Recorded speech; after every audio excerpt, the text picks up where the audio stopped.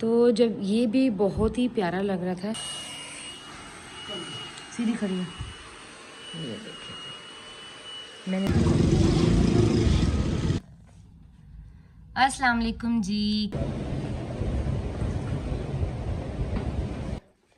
तो यहाँ पे जी ये बिल्कुल ड्राई हो गया।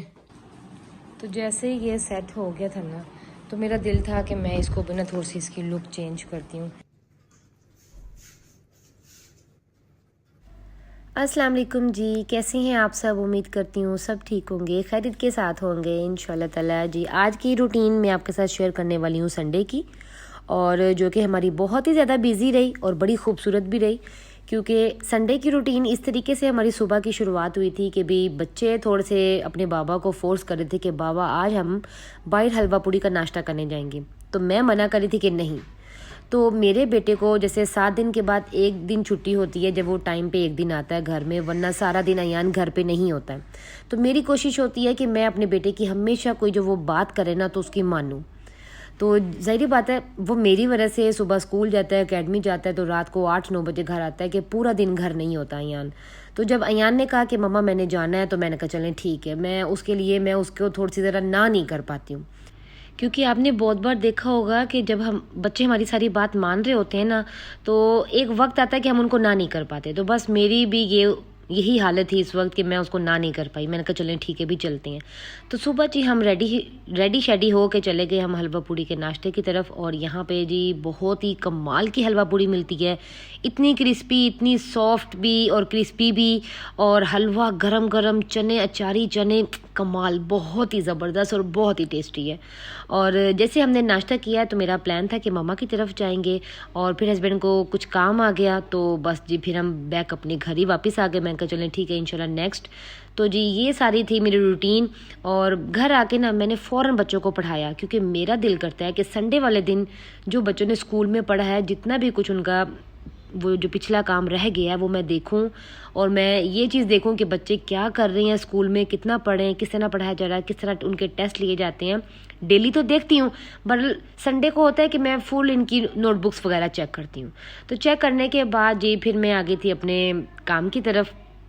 काम को भी आपके सामने शो करती हूँ। तो उससे पहले ना मैंने एक बहुत ही प्यारा एक टॉपिक देखा है, क्योंकि आज यूट्यूब पे बहुत लोग अपने अपने तरीके से हर टॉपिक पे बात कर रही हैं। एक खुशहाल ज़िंदगी, एक खूबसूरत ज़िंदगी कैसे।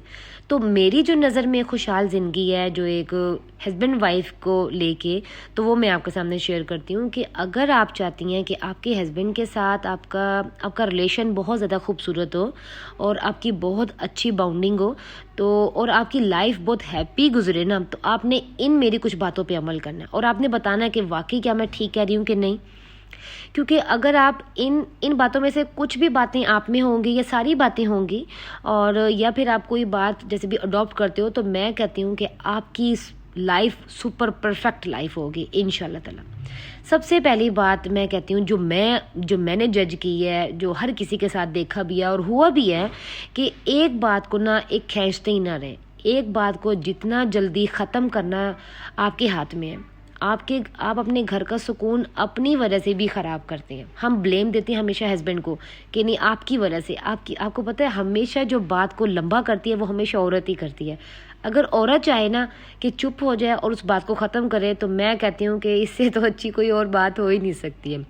जब आप चुप करना सीख जाएंगे ना, सब्र या बर्दाश्त भी कहते हैं आप इसे, तो आपकी वैसे ही लाइफ बहुत खूबसूरत हो जाएगी। ठीक है। सेकंड, आजकल मैंने देखा है कि ब्लेम करती हैं अपने हस्बैंड को सैलरी पे, कि भी आप हमारे खर्चे नहीं पूरे कर सकते, आप हमारी नीड्स पूरी नहीं कर सकते। मैं कहती हूँ कि ये जो आपको सैलरी मिल रही है, ठीक है, आपके हस्बैंड को जो सैलरी मिल रही है और वो आपको ला के देते हैं, इतने ट्रस्ट पे आपको ला के देते हैं कि आप पूरा खर्चा चलाएंगी, घर का पूरा महीना चलाएंगी, तो अल्हम्दुलिल्लाह, ठीक है। तो उनका ट्रस्ट तो आप रखें, उनको आप ब्लेम करती हैं कि भाई आपने जो सैलरी दी है उसमें तो बिल्कुल घर नहीं चल रहा। प्लीज़ काइंडली ये बात कभी भी ना करें।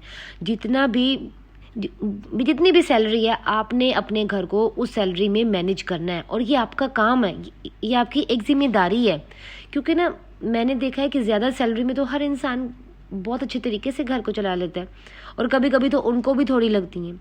तो मैं कहती हूँ कि आप लोगों के लिए एक टास्क है, आप अपनी सैलरी में अपने घर को मैनेज करें। ये बहुत अच्छी जिम्मेदारी है, और मैं कहती हूँ कि औरत बहुत अच्छे तरीके से निभा सकती है, ठीक है। और मैं ये भी कहूँगी कि जो आपको सैलरी मिल रही है, ज़रिए जो आपके हस्बैंड को सैलरी मिल रही है वो आपको ला के देती हैं, तो वो आपका नसीब है, आप उनको ब्लेम नहीं कर सकती हैं, ठीक है। और एक और बात है, खामियां, आपको ना अपने हस्बैंड में हमेशा खामियां नज़र आती हैं, जो उनकी खूबियां होती हैं ना वो तो आप कभी देखती ही नहीं है। अगर उसमें 10 खूबियां हैं तो 3-4 खामियां भी होंगी, तो आप खामियों को ना खूबियों को हमेशा पीछे रखें। अगर आप फ्रंट पे खामियां ले आएंगी ना तो जो उनकी क्वालिटीज़ हैं वो आपको शो ही नहीं होंगी, और आप सारा दिन सोचती रहेंगी, स्ट्रेस में रहेंगी, टेंशन लेती रहेंगी।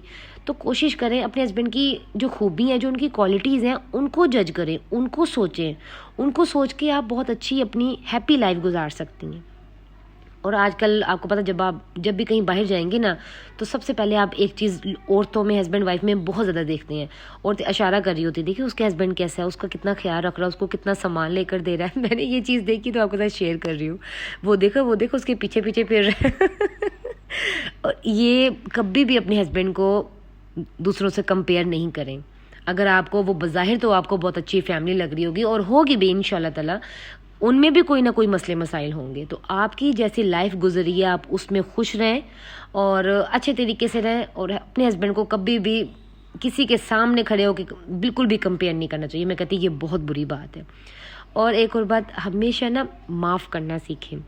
एक बात है कि अभी जब भी ना कोई मियाँ बीवी में कोई भी वैसे छोटी मोटी नोकझोंक होती है ना, तो वो फ़ौरन अपनी अम्मी अब्बू को फ़ोन करने लग जाती हैं, बहन भाइयों को फ़ोन करने लग जाती हैं।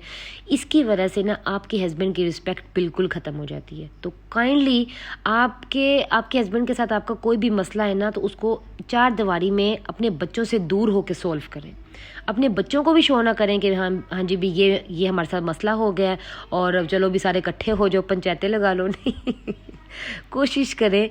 बेशक इंसान ज़िंदगी की जैसे उम्र के साथ साथ सीखता है। बहरहाल मैं कहती हूँ कि अगर कोई इंसान अच्छे और सच्चे दिल से समझाने वाला हो, प्यार से समझाने वाला हो, तो इससे बड़ी नेकी और इससे बड़ी कोई चीज़ ही नहीं है। हमेशा एक दूसरे के जो सीक्रेट्स है उसको सीक्रेट ही रखें। ये नहीं है कि कोई फैमिली बैठी है और आप उनके सामने हंसी मजाक में और आप उनके सीक्रेट्स को शो कर रही हैं, अपने हस्बैंड के जो ट्रस्ट को ख़त्म कर रही हैं, तो वो आपसे कैसे हैप्पी रहेंगे। जब तक आप अपने हस्बैंड को हैप्पी नहीं रख सकते ना, तो आपकी लाइफ भी हैप्पी नहीं रहेगी। कोशिश करें अपने घर को सजा के रखें, अपने हस्बैंड के आने से पहले पहले सारे काम घर के ख़त्म करने। ये नहीं कि वो आए हैं तो आप घर के कामों में लगी हुई, नहीं। सुबह जाते हैं शाम को आते हैं, इतना ज़्यादा आपके पास टाइम होता है, और इतने टाइम में तो औरत पूरे घर को नीट एंड क्लीन कर लेती है। तो मेरी भी कोशिश यही चीज़ की होती है कि जब मेरे हस्बैंड घर में एंटर हों तो वो खुश हो जाए। तो जब वो खुश होते, जब वो स्माइल करते हैं, तो अल्हम्दुलिल्लाह जी मैं खुद बड़ी खुश हो जाती हूँ कि आज भी हस्बैंड खुश हो गए। जैसे कि आज मैंने टीवी लाउंज की पूरी डीप क्लीनिंग करवाई, पूरी सेटिंग की, क्योंकि ये मेरी एंट्रेस है। यहाँ से जैसे एंटर होता है तो राइट पे एल शेप सोफ़ा है और लेफ़्ट पे वहाँ पे डाइनिंग है। इन दोनों को जब मैंने चेंजिंग किया और ये मीडिया वाल को मैंने जब चेंज किया, इनकी डेकोरेशन को सारी सेटिंग की, तो अब यकीन नहीं करेंगे, जैसे हस्बैंड आए थे, शादी पे चले गए थे बच्चों के साथ, तो जैसे आए तो वो इतने खुश हुए। तो जब उनकी स्माइल देखी तो मैं बड़ी खुश थी। और एक और बात, जब भी आपके हस्बैंड ऑफिस जा रहे हों या शादी पे जा रहे हो तो उनकी तारीफ़ किया करें कि आपके ऊपर ये चीज़ बहुत अच्छी लग रही है, आप बड़े अच्छे लग रहे हैं, बड़े आपको सूट कर रही है। ये चीज़ें होती हैं जो आपको मियाँ बीवी के अंदर प्यार मोहब्बत लेकर आती हैं। ये ना छोटे छोटे लफ्ज़ होते हैं कि आप बड़े प्यारे लग रहे हैं, बड़े अच्छे लग रहे हैं, ये आपका ना मैं कहती 2-3 किलो खून भी बढ़ा देती है। अगर हस्बैंड वाइफ में इतना प्यार मोहब्बत होती है ना, और इन्हीं चीज़ों की वजह से ना जो हस्बैंड होते हैं वो आपकी केयर भी करना स्टार्ट कर देते हैं। तो मेरे मुताबिक जो एक हैप्पी लाइफ थी वो मैंने आपके सामने शो की है, और बाकी को भी आप देखते होंगे। बहरहाल मैंने अपनी लाइफ को आपके सामने रखा है, ठीक है। और उम्मीद करती हूँ कि आपको ये मेरा टॉपिक तो एक टॉपिक था, मगर लाइफ मेरी मैंने आपके सामने रखी है, ठीक है। तो उम्मीद करती हूँ जी आपको ये मेरा व्लॉग आज का पसंद भी आया होगा।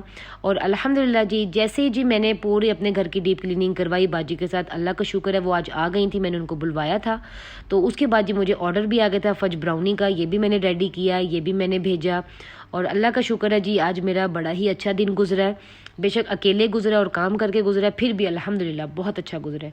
ओके जी, अल्लाह हाफिज़। कल मिलते हैं न्यू व्लॉग में, न्यू रेसिपी के साथ, न्यू कोई अच्छी अच्छी प्यारी प्यारी बातों के साथ। ओके जी, बाय बाय।